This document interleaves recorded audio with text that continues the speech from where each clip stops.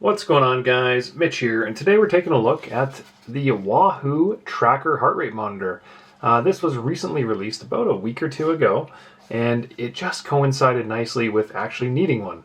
So today we're going to unbox it, take a look at it, and kind of go over it and do a pretty casual conversation about what it is, what it looks like, and how it's going to kind of fit in the rotation. But to start off, I figured I would at least show you the box. If there's anything that you want to stop and pause and read, by all means, go for it. It's not going anywhere. So let's crack this guy open and see what we got.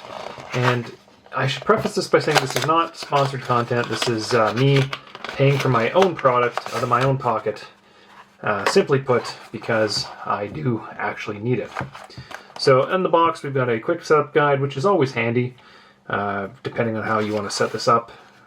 Basically, download, attach, adjust, pair, transmit, charging. Feel free to pause and read any of that. I don't know if we got French on the back or, whoa, a lot more languages. There you go. For all you guys. Beautiful. On to the good stuff. The actual pod itself.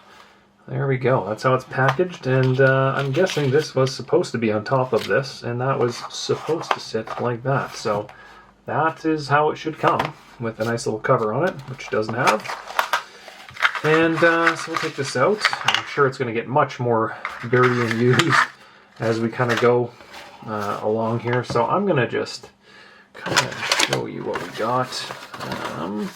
There wasn't anything else in the box, I don't think. No. And what are we missing? Okay. Let's grab... Nope, that's everything. Okay. And here, what's this here? Another... instructions. We're not going to worry about that. Okay, so this is basically everything that is included in the box. Nice little potential, clickbaity, I guess, thumbnail there. But so a couple of features that we're going to go over as we kind of go here. So first and foremost, here's the heart rate sensor. Some of the features of this device we've been told. So the big thing is that it's rechargeable, and let's move that because it's freaking out and trying to focus on things. The main thing here is that it's rechargeable. In the past, Wahoo's had a bit of a history of not the most reliable or most accurate heart rate strap monitors, and I think right now the gold standard would probably be the Polar H10. It's got a lot of white papers, and if you're kind of like me and of the mindset of, you know what, get me 99.5% there, 99.7% is certainly excellent, but I will gladly give up the 0.2% to have this guy rechargeable. So all my experience has been with the Garmin stuff, so that's what I will kind of talk to you about today, but we're going to pay a lot of attention to this. So we'll get into that in a sec here. The strap itself, they're saying it's kind of all-day comfort, blah, blah, blah. To me, it feels very much like a Garmin strap. There's not a whole lot going on here that seems to be any different, although there is some nice grip on the front and side here, and I don't know if you can actually see that, but there is a little bit of rubber grip. That is something that the Garmin strap does not have, or at least has worn out.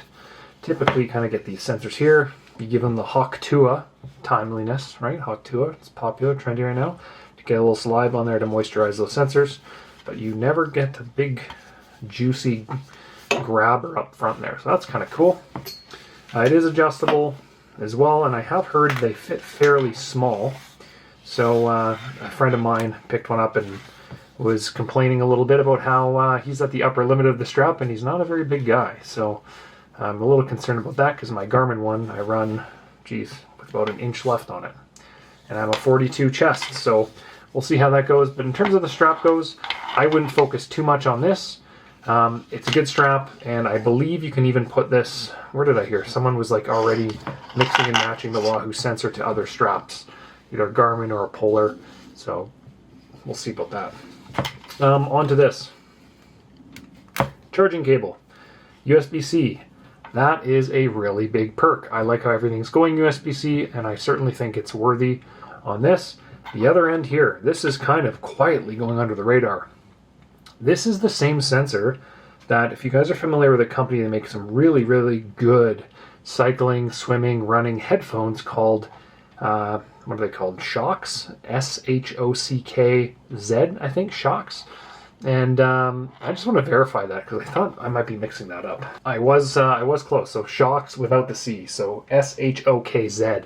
So they make bone conduction headphones, and they've been around for a few years, and a lot of my friends ride with their stuff.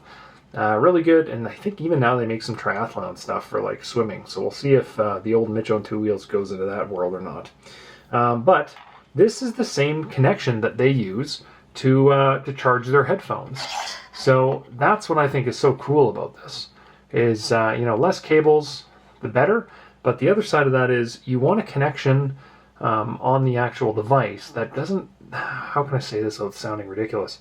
It doesn't penetrate into the device and leave a potential leak point. So a magnetic clip charger is totally the way to go. And bada bing, bada boom. You can see how it just sucks on there, like me, to a extra 4 watts in AeroSock savings. Just bada bing, bada boom. And remember, this, I don't know who's going to watch this. I'm a cyclist, but I will also be using this for running and potentially more. So really good. I love that the connection point is that really cool kind of Shocks. I don't know what you'd call it, but that magnetic clip-on. That's a nice little feature and totally underrated. Okay, on to the other good stuff. How does it compare to Garmin? Well, let me tell you, I have my old Garmin strap here. Warning, this is, cover your eyes. This guy's only about 6 months old. Okay, I go through about 2 of them a year, and it tends to be as soon as this guy gets opened up, as soon as the battery goes, it's the beginning of the end. So you can already see it's got rust in there. This is 6 months old, guys, okay? I'm on my second battery in this, and it's already at the point where I changed the battery, and within about 2 weeks now, it tells me, oh, your battery's low. So as soon as I pop this cover off, 1, 2, 3, 4 screws, it's on its last legs from my experience. So I've gone through literally, I don't even know how many of these Garmin straps I've gone through, but they're cheap, right? 50, 60, 80 bucks, and they just seem to go through 1 or 2 a year, and that's kind of just been the norm. So as soon as, what I'm trying to get at here is, as soon as I open this guy up, it's the beginning of the end for the Garmin. That's my experience, and I use this, 10 to 15 hours a week, okay? So mixed training. So it gets a lot of use, but it also gets a lot of sweat, and as you can see, it gets absolutely disgusting over time. But the main thing here is, as soon as you open it up, it's toast, basically, within a few months. Okay, this guy, okay, well, let's see if it can measure things as accurately. The claims are that it's now better at measuring things. So hopefully that is true, and it can kind of use it and plus and Bluetooth and whatnot to connect all my devices.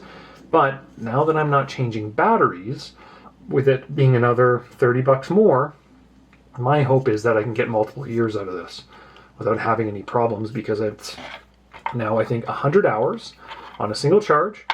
I'm not physically opening the device to change any of the batteries, so it should be weather sealed the entire time. Whether it gets some rust on these little ports or whatever, I don't really care about. The main thing here is it's sealed. 100 hours is plenty, so in theory for me, you're looking at multiple months of use, or a couple months or less between charges. So if I'm charging it once a month, great, it's going to be fine for me. And if it's as accurate as the Garmin, then I am laughing out loud. So that's kind of the main thing that I wanted to talk about. There's going to be other videos that talk about the beauty of this feature and that, and the accuracy of this, and plus that, and Bluetooth, whatever. I don't really care about that stuff as long as it's, connects to my devices, which is a Garmin head unit. It's a Wahoo Smart Trainer, and what else? Maybe my Apple Watch here as well. I assume that I'll be connecting that for running. So anyway, guys, that's as much as the devices I use. So pretty simple, but at the same time, it gets a lot of hours. So looking forward to putting this through its paces, trying it out, and letting you guys know my honest take. So that's that. All right, guys, have yourself a fantastic week. Thank you for stopping by, checking out my Wahoo Trackr heart rate monitor unbox and initial overview impression video. If you have any questions, leave them below. Otherwise, like, subscribe, share, all that good stuff. And until next time, see ya.